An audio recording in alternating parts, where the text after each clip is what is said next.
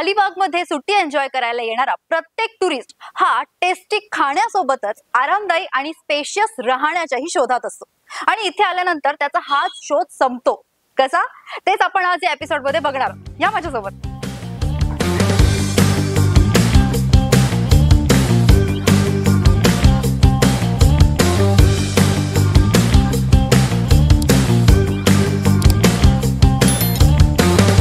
नमस्कार, मी ज्योती।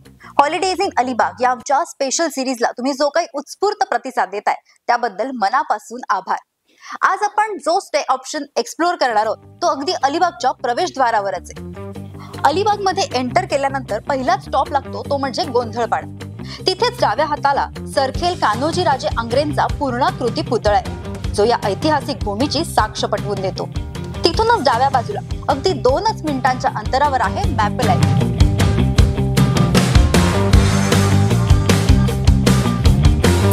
इथे एकूण 24 रूम्स आहेत ज्या 3 कॅटेगरीज मध्ये उपलब्ध आहेत, सुपिरियर, डिलक्स अँड स्वीट्स। अर्थातच सर्वच room AC, intercom, free wifi आणि बेस्ट ऑफ दी बेस्ट अम्युनिटीजनी सुसज्ज आहेत।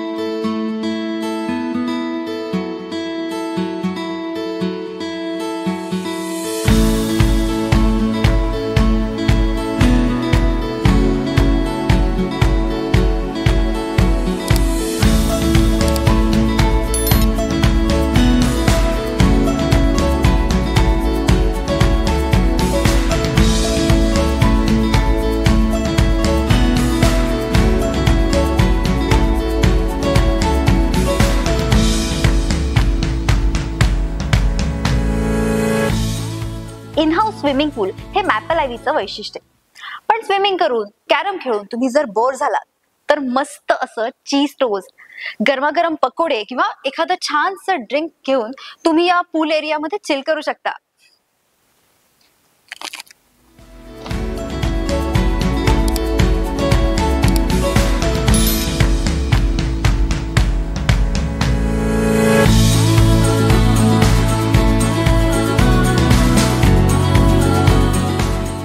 बरेच वेळा मोठमोठ्या कंपनीजच्या टूर्स इथे येतात, त्यांच्यासाठी सुसज्ज असा हा कॉन्फरन्स हॉल।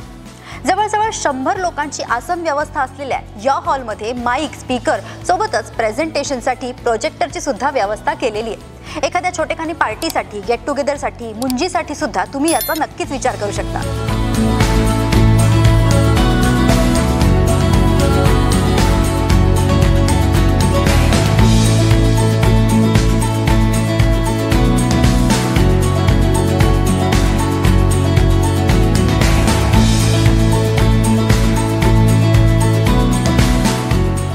अलिबाग मधलं one of the best stay option म्हणून जसं मॅपल आयव्ही नोन आहे तसंच ते त्याच्या टेस्टच्या बाबतीतही तितकंच फेमस आहे आणि त्याचसोबत इथली सर्व्हिस आणि हायजीन सुद्धा उत्तम आहे। काही दिवसांपूर्वी वीकेंडसाठी इथे चिकन आणि सी फूडचा बार्बिक्यू फेस्टिवल सुद्धा सुरू झालंय जे आहे फक्त 799 रुपयांमध्ये। याबद्दलच्या आणि बुकिंग संदर्भातल्या सगळ्या डिटेल्स तुम्हाला डिस्क्रिप्शन मध्ये मिळतीलच। ओव्हरऑल तुमचे हॉलिडेज एन्जॉय करण्यासाठी मॅपल आयव्ही हे एक दी बेस्ट ऑप्शन आहे। तेव्हा अलिबागला आलात तर या प्रॉपर्टीला नक्की व्हिजिट करा। तसंच आजचा एपिसोड जर तुम्हाला आवडला असेल तर आम्हाला कमेंट मधून नक्की कळवा। लाईक करा, शेअर करा, चॅनलला सबस्क्राईब करा आणि बघत राहा हॉलिडेज इन अलिबाग।